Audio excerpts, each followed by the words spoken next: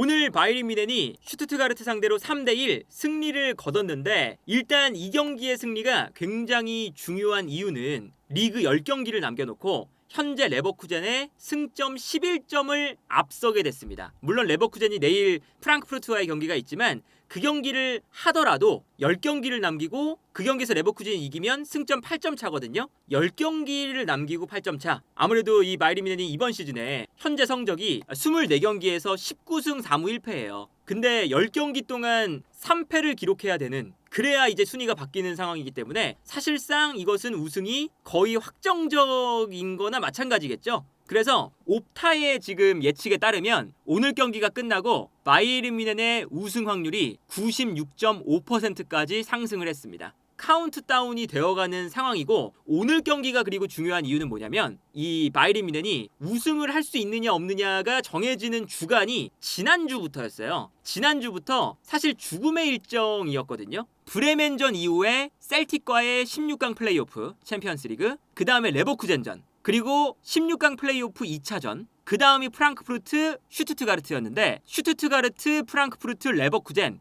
요 16강 플레이오프 사이사이에 껴있는 팀들이 챔피언스리그권 혹은 레버쿠젠은 우승 경쟁을 하는 강한 팀들과의 일정이 있는데 16강 플레이오프까지 끼어 있었던 거예요. 그래서 요 기간만 넘기면 바이에른 뮌헨이 나머지 이제 그 남은 일정을 봤을 때도 그렇게 걸림돌이 될 만한 일정은 없습니다. 라이프치히 혹은 뭐 마인츠, 도르트문트 요 정도 팀들을 제외하고는 일정도 무난해요. 리그 일정이. 그러다 보니까 아주 힘든 일정 안에서 승점을 드랍하느냐 드랍하지 않느냐 이게 중요했는데 레버쿠젠전도 무승부로 끝냈고 나머지 경기는 다 승리를 거두면서 리그에서 승점 드랍을 하지 않았습니다. 그래서 이제는 예를 들어서 레버쿠젠이 한 번만 미끄러져도 바이에른 뮌헨이 편안하게 우승할 수 있는 그런 상황이 만들어진 거예요. 근데 여기서 중요한 건 뭐냐? 이 죽음의 일정에서 김민재 선수가 오늘도 선발로 나왔죠. 사실 오늘 경기는 쉬게 할 가능성이 좀 높았던 경기였어요. 김민재 선수가 아킬레스건 문제가 있으니까. 그리고 지난주에 있던 경기도 아킬레스건 문제 때문에 김민재가 못 나올 수 있다, 휴식을 취할 수 있다 라는 얘기가 나왔는데, 지난주에 있었던 경기도 우파메카노가 부상을 당하면서 김민재가 어쩔 수 없이 선발로 나왔고 죽음의 일정이니까, 오늘 경기도 우파메카노가 부상에서 복귀를 했지만 100%의 컨디션이 아니라서 결국에는 김민재가 선발 그리고 풀타임으로 나왔습니다. 이 죽음의 일정에서 김민재, 노이어, 올리세, 무시알라 요 4명의 선수가 출전 시간이 가장 많습니다. 그리고 이제 올리세나 무시알라 이런 선수들은 그래도 경기 중간에 교체를 해줬어요. 근데 요 교체를 해줬던 그 몇 경기에서 김민재는 계속 풀타임을 뛰었잖아요. 그런 걸 생각을 해보면 전체적으로 봤을 때 김민재 선수가 우승에 아주 중요한 주간에 바이에른 뮌헨에서도 가장 많은 출전 시간을 기록했고, 그리고 가장 영향력이 있었던, 기여를 많이 했던 선수라는 것은 분명합니다. 그리고 오늘 경기에서 김민재 선수가 아주 중요한 역할을 했어요. 그러니까 오늘 이 슈투트가르트는 헤네스 감독이 매우 극단적인 전술을 씁니다. 일단은 4-4-2의 전술을 쓰는데 이 4-4-2에서 사실상 왼쪽에 퓨리히, 오른쪽에 레벨링 이런 선수들이 가운데로 들어와요.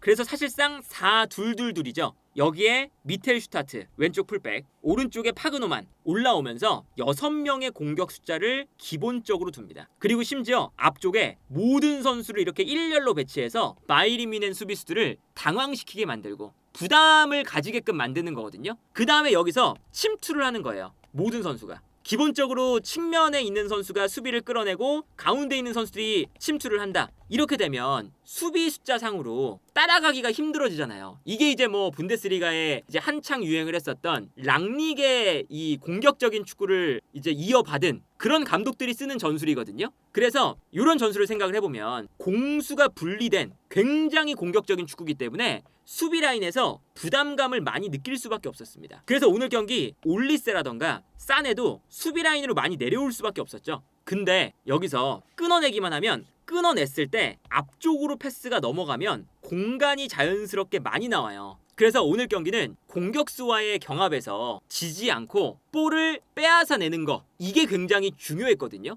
근데 오늘 김민재 선수가 기록을 보면요, 클리어링 횟수가 무려 11번입니다. 오늘 경기 전체에서 가장 많은 클리어링 횟수였고요. 그 다음이 다이어 10번. 김민재와 다이어가 클리어링 횟수가 21번이에요. 반대로 그 세 번째로 클리어링 횟수가 많은 선수가 파그노만, 슈투트가르트의 오른쪽 풀백이죠. 4번입니다. 그러니까 김민재와 다이어 이 두 선수와 나머지 선수들의 클리어링 횟수의 차이를 보면 얼마나 김민재와 다이어가 슈투트가르트의 극단적인 공격 전술에서 끊어낸 다음에 전방으로 볼을 넘겨줬는지 이걸 알 수가 있었던 거죠. 그래서 이제 오늘 경기를 보면 이게 이제 오늘 슈투트가르트의 전술인데, 슈투트가르트가 공격 숫자를 보시면요, 하나, 둘, 셋, 넷, 다섯, 좌우 풀백도 많이 올라가 있고 공격수는 안쪽에 4명이 위치하고 있습니다. 6명의 공격 숫자를 두고 있어요, 슈투트가르트가. 그리고 수비 라인에 마이린 미넨의 수비보다 슈투트가르트의 공격 숫자가 더 많은 것을 볼 수가 있죠. 이만큼 공격 숫자를 엄청 두는 팀이 슈투트가르트거든요. 그리고 여기서 이제 오늘 경기에 이제 슈투트가르트의 투톱이 브라이튼에서 뛰었던 운다브라는 선수가 있고, 그리고 왼쪽에는 키가 큰 볼테마데라는 선수가 있어요. 근데 다이어가 키가 큰 볼테마데랑 부딪히고 운다브가 김민재랑 부딪혔어요. 근데 이 운다브가 오늘 역할은 김민재를 좀 끌어내는 겁니다. 그러니까 아무래도 김민재가 끌려 나와야 수비 라인에 공간이 생기면 다이어를 끌어내는 것보다는 김민재를 끌어내는 게 공략을 하기가 더 쉽다. 수비 라인에 가장 수비를 잘하는 선수를 끌어내는 게 슈투트가르트의 전술이었던 거죠. 그래서 오늘 경기 보면 이렇게 수많은 공격 숫자를 슈투트가르트가 앞쪽에 배치를 해놓고 모든 선수가 뛰어나가요. 근데 단 한 명의 선수 운다브는 내려와서 김민재를 끌어내려고 노력을 합니다. 이렇게 되면 앞쪽에 애초에 슈투트가르트의 공격수들이 5명이 뛰어나가고 있는데 이때 김민재를 끌어내는 선수가 한 명 있는 거예요.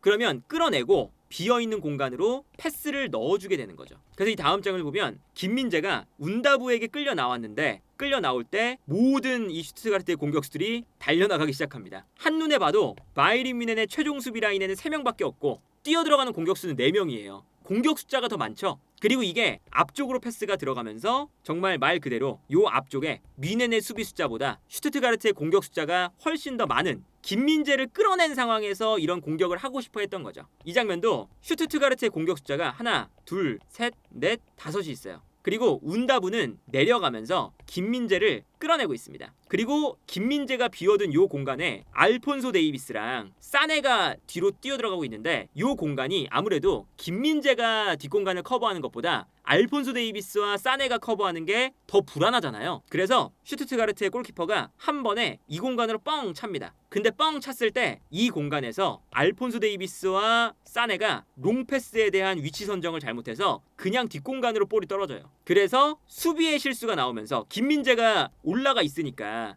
여기서 수비의 실수가 나오면서 자연스럽게 1대1 찬스가 만들어지는, 물론 여기서 이제 슈투트가르트가 슈팅을 제대로 못하면서 여기서 이제 득점은 안 됐지만요, 이런 장면을 계속 만드는 거죠. 그러다 보니까 오늘 이 슈투트가르트가 아주 이제 극단적인 축구를 하면서 계속 공략을 한 거거든요. 그런데 이제 김민재의 장점은 운다브가 내려오면서 김민재를 끌어내고 이 공간으로 이제 막 뛰어들어가는 거잖아요. 그런데 뛰어들어갈 때 다시 김민재가 빨리 돌아와서 이 공간을 또 커버를 해줍니다. 이게 참 오늘 경기 놀라운 점 중에 하나였죠. 수비가 김민재를 끌어냈을 때 뒤에 남아있는 이제 바이린 미넨의 선수들이 어느 정도 지연만 해주면 김민재가 다시 들어와서 수비를 또 해준 거예요. 그래서 오늘 클리어링 횟수가 저렇게 많은 거거든요. 이 장면 보면 순간적으로 공격수들이 모두 다 달려나가고 있어요. 그런데 이때 사네와 알폰소 데이비스가 수비를 할 때 순간적으로 너무 두 선수가 측면으로 쓸려가 있죠. 그러다 보니까 공간이 나게 되고 요 공간으로 이제 패스가 들어오게 됩니다. 근데 여기서 김민재가 앞으로 달려나갔다가 돌아 들어오면서 이 공간으로 뛰어들어가는 선수를 따라가요. 공간이 많이 나 있는 상황에서. 근데 여기서 김민재가 워낙에 빠르다 보니까, 그리고 경합에 능하다 보니까 달려가서 공간으로 뛰어들어가는 선수를 밀어내고 볼을 가져오는 데 성공을 합니다. 이번에는 김민재가 운다브를 따라 올라갔어요. 그리고 슈투트가르트의 요 공간을 활용하기 위해서 롱킥, 그리고 떨어뜨려주는 장면입니다. 그러니까 김민재가 이 공간을 향해서 올라갔다가 다시금 이 공간으로 내려가거든요. 그래서 이 다음 장면을 보면 공간이 발생하는 상황이고 이 공간으로 공격수가 뛰어들어가고 있죠. 그리고 다이어가 이제 이 공간을 커버하기에는 좀 느리다 보니까 공간이 나 있는 상황인데 이때 김민재가 올라갔다가 빨리 내려옵니다. 그래서 이 공간으로 들어가는 패스를 김민재가 열심히 달려가서 빨리 끊어버리는, 먼저 결국에는 뒷공간으로 도착을 해서 끊어내는 장면이 나오죠. 사실은 이 슈투트가르트가 공격 숫자를 정말 많이 뒀으니까, 수많은 선수를 뒀으니까 사실은 여기서 실수가 나와버리면 문제가 될 뻔한 장면들이 있었거든요. 그런데 여기서 김민재가 실수를 범하지 않으면서 오늘 경기 이 슈투트가르트의 극단적인 축구에 실점을 허용하지 않았다. 그리고 이제 이런 장면을 보면 김민재가 운다브가 내려와서 이제 수비를 끌어당기는 거잖아요. 근데 김민재가 또 튀어나오면서 여기서 끊어내는 게 또 효과적이에요. 이 장면도 보면 좌우 풀백 올라가 있고요. 슈투트가르트 앞쪽에 하나, 둘, 셋, 네 명의 공격수가 있습니다.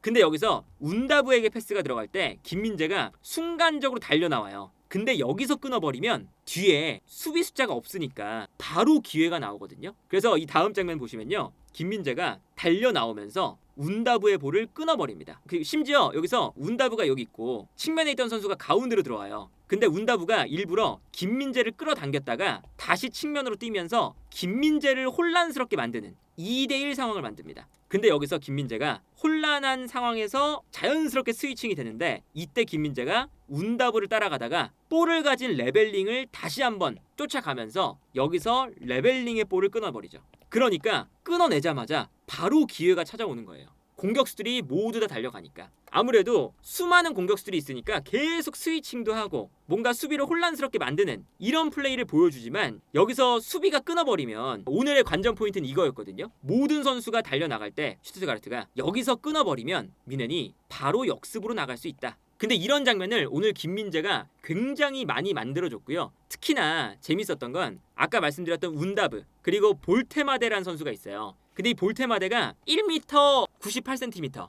굉장히 키가 큽니다. 그래서 롱킥을 뿌려줄 때 볼테마데한테 줄 때가 많아요. 근데 다이어가 오늘 볼테마다와의 공중볼 경합에서 어려워하는 모습을 보여줬습니다. 그래서 이 롱킥이 들어올 때는 김민재가 오히려 달려들면서 자리가 바뀌면서 김민재가 볼테마데와 싸워주는 장면이 꽤 있었거든요. 그런데 김민재 선수는 오늘 볼테마데와의 공중볼 싸움에서 100% 승리했습니다. 오늘 실제로 김민재 선수가 공중볼 경합 상황에서 100% 승리거든요. 이 장면 보면 볼테마데가 있고요. 이 공간으로 슈투트가르트가 롱킥을 넘겨줘요. 근데 여기서 김민재가 이 2m의 장신의 선수를 상대로 훨씬 더 높은 점프를 합니다. 가까이서 보면요, 경이로울 정도로 볼테마데의 머리 하나는 더 점프를 해서 여기서 볼을 걷어내요. 근데 이렇게 걷어내면 이제 아까 말씀드린 것처럼 슈투트가르트가 공격 가담하는 선수가 워낙에 많잖아요. 그러다 보니까 여기서 김민재가 끊어내는 순간 바로 공격 기회가 나온다는 거죠.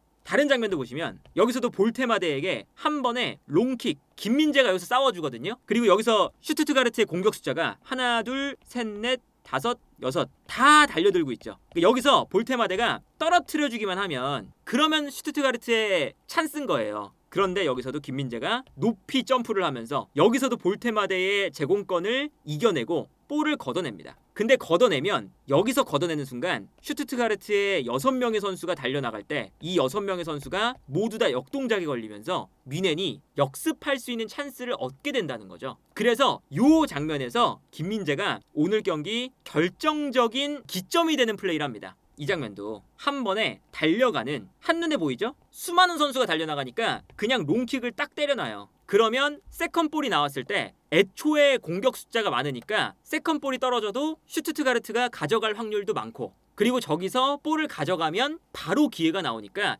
이게 이제 아까 말씀드렸던 좀 극단적인 공격 전술인 거죠. 근데 여기서 김민재가 이 넘어오는 볼을 머리로 걷어냅니다. 근데 걷어내는 순간 당연히 슈투트가르트의 선수들이 공격을 위해서 달려들고 있었기 때문에 달려들 때 김민재가 머리로 걷어내는 순간 뒤에 수비 숫자가 적어요. 근데 이 걷어낸 볼이 바로 사네한테 갑니다. 한눈에 봐도 수비 숫자가 적죠. 그러니까 김민재가 걷어낸 헤더볼, 그 다음에 사네가 볼을 잡아서 뛰어나가는 올리세에게 스루 패스. 김민재, 사네, 올리세. 그리고 여기서 올리세가 뒷공간으로 뛰어들어가면서 완벽한 1대1 찬스가 되고요. 여기서 마무리를 짓는 장면이 나왔습니다. 이 장면도 한 번에 뻥. 근데 김민재가 걷어냈어요. 김민재가 머리로 걷어내니까 달려나오던 슈투트가르트의 선수들이 모두 역동작에 걸리고 김민재의 이 클리어링 한 번에 사네가 넓은 공간에서 역습할 수 있는 찬스를 맞이하게 됩니다. 근데 여기서 사네가 이제 공격을 하다가 뺏겨요. 아주 좋은 찬스.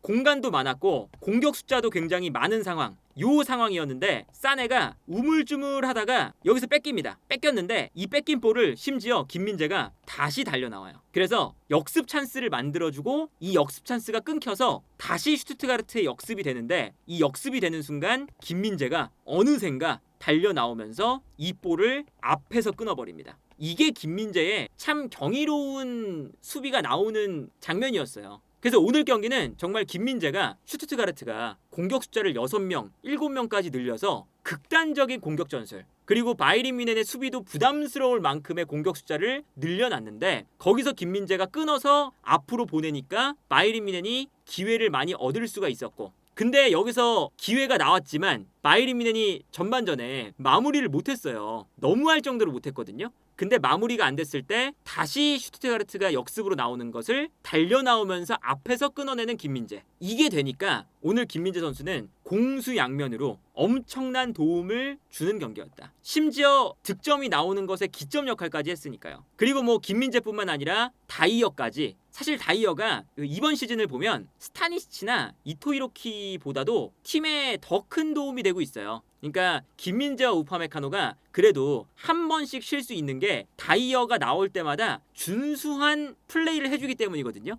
물론 이제 뭐 다이어를 주전급으로 쓰지는 못하겠지만 준수한 플레이를 해주면 그래도 한 번씩 빠질 때 어느 정도의 평균적인 그런 성적을 낼 수가 있는 거잖아요. 그래서 오늘도 다이어가 김민재 옆에서 정말 수비를 잘해줬기 때문에 다이어 쪽에서도 구멍이 안 나왔고요. 그러다 보니까 오늘 경기도 수비 라인에 사실은 힘이 매우 컸던 경기다. 물론 이제 이게 아쉬운 건 김민재 선수가 오늘도 아킬레스건에 대한 문제가 있는데 사실 좀 무리해서 나온 거잖아요. 우파메카노가 부상이라서. 근데 이게 3일 뒤에 또 레버쿠젠전이 있는데 계속 이렇게 3일마다 되는 경기에서 실수가 한 번씩 나오죠. 셀틱전처럼. 체력적으로 힘들고 3일마다 경기하니까. 그리고 아킬레스건 염증이 분명히 있는 상황에서 뛰니까 잘하다가도 한 번씩 실수가 나와요. 그게 이제 불안한 점. 왜냐면 오늘 경기랑 지난주에 있었던 경기는 김민재 선수가 쉬었어야 되는 경기고 다이어와 우파메카노 조합으로 나왔어야 되는 경기거든요.